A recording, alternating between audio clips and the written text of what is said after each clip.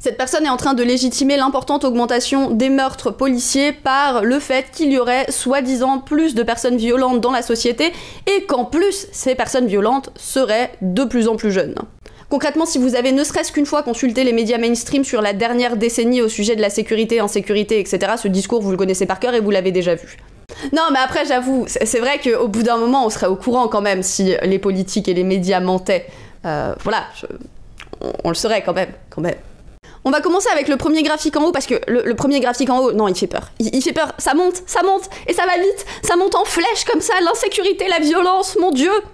Plus sérieusement, les données qui sont utilisées pour ce graphique qui est là-haut, c'est globalement les données qui sont en général utilisées par les médias et par les politiques pour affirmer qu'il y a effectivement une hausse de la violence. Ça fait partie, entre autres, il y en a d'autres. Mais le problème, c'est que concrètement, ce graphique, il peut pas servir tel quel à dire la violence augmente. Il faut d'abord chercher à comprendre s'il n'y a pas d'autres éléments en fait qui expliquent cette augmentation. Il faut confronter ça à d'autres données, des données qui viendraient d'autres sources que juste les déclarations à la police.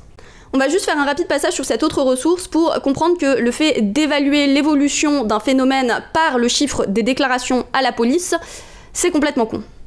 Les données de ce document-là, elles viennent globalement du même endroit, hein, c'est le ministère de l'Intérieur, SSMSI, Service statistique du ministère de l'Intérieur, et vous voyez sur le document du coup que les violences sexuelles, les déclarations en tout cas de violences sexuelles physiques et non physiques, ont augmenté de 12% par an depuis 2016. Est-ce que pour autant ça signifie que les violences sexuelles dans la société ont augmenté de 12% par an depuis 2016 ? Ben en fait on n'en sait rien.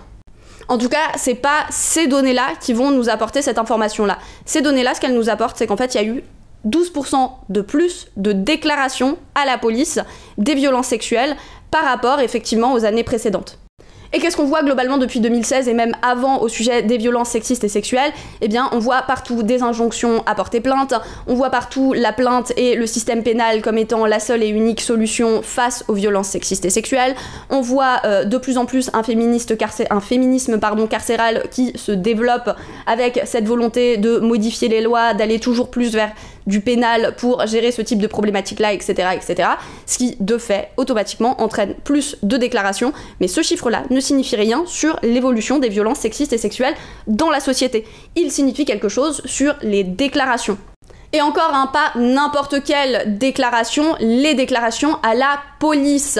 Et ici, c'est pareil. Ce graphique-là, là-haut, eh bien, il nous démontre quoi ? Il nous démontre effectivement qu'il y a plus d'infractions qui ont été rapportées à la police.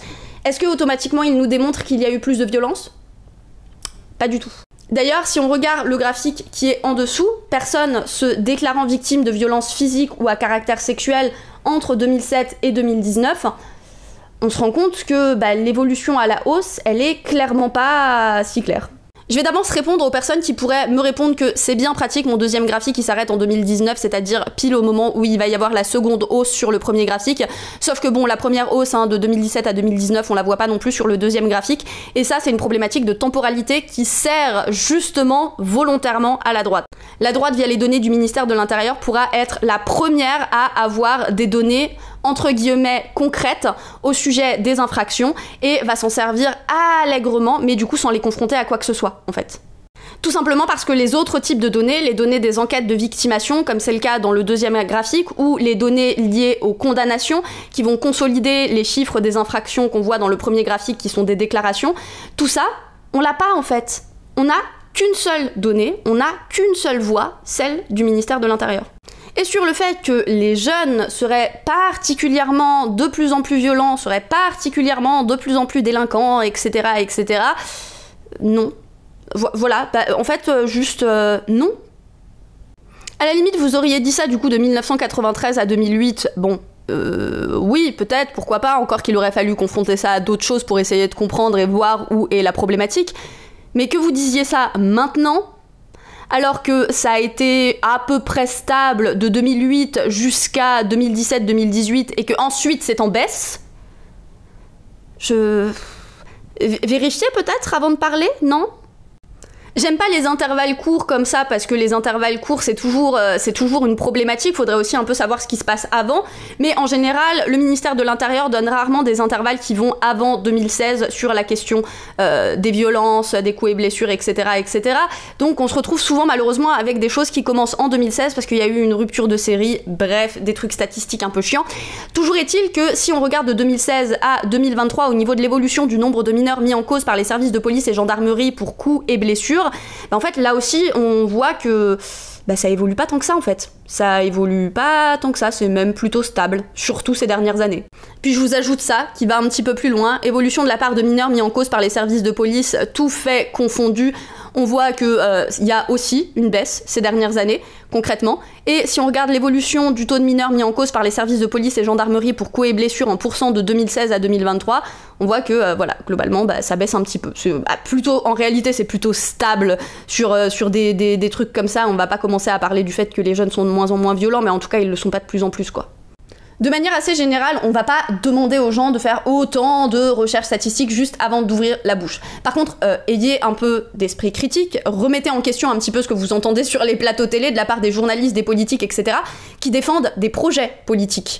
Typiquement, quand vous avez la droite et l'extrême droite qui vous répètent inlassablement dans les médias que les auteurs d'infractions, que les auteurs de violences, etc. sont de plus en plus jeunes, ça doit vous mettre la puce à l'oreille sur les projets qui vont venir derrière, sur une criminalisation des mineurs de plus en plus importante, sur une répression des mineurs de plus en plus importante, sur une possibilité de plus en plus large d'enfermer des mineurs et de punir des mineurs via le système pénal, sur la potentialité aussi d'avoir des actions disciplinaires sur leurs parents, sur la possibilité de punir les parents, notamment avec une expulsion d'un HLM, voire même avec un réexamen des titres de séjour, et il y a une vidéo là-dessus qui arrive dans quelques heures maximum.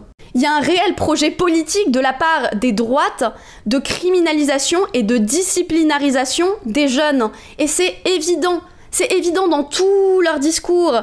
Et lorsqu'ils vous répètent inlassablement que les jeunes sont de plus en plus violents, commettent de plus en plus d'infractions, etc., etc., alors qu'en plus les faits disent le contraire, ce n'est pas pour rien. C'est parce que on va voir arriver des projets de loi, on va voir arriver des directives, on va voir arriver tout un tas d'éléments dans le but de criminaliser les enfants, de disciplinariser les enfants et de s'en prendre également à leurs parents. Enfin, je suis pas en train de lire dans une boule de cristal là, j'observe juste les signes. Donc vraiment, ayez un minimum d'esprit critique, par pitié, et surtout, dites-vous bien que dès lors qu'un politique ouvre la bouche, quel qu'il soit, il y a un projet politique derrière. La vraie question est de savoir si vous adhérez ou non à ce projet politique. Mais il y a toujours un projet politique derrière.